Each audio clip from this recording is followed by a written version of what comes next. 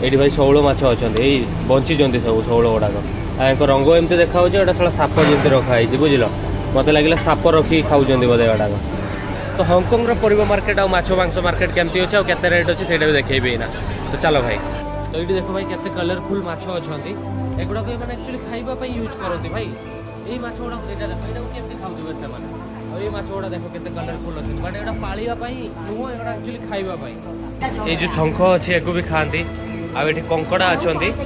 आउटे किसी चिंगुड़ी अच्छा चिंगुड़ी गुड़ा कि बंचिकी अच्छा चिंगुड़ी भी डिफरेंट भेराइटी अच्छी आ शंखर भी डिफरेंट भेराइटी अच्छी देख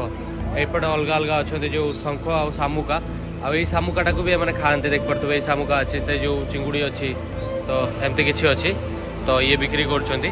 मुझे रेट देखी शंख एक्चुअली 400 टका शामुका एक्चुअली 400 टका ये शामुकाटा एक्चुअली 1400-1500 टका कंकड़ा अच्छी भाई 1600-1700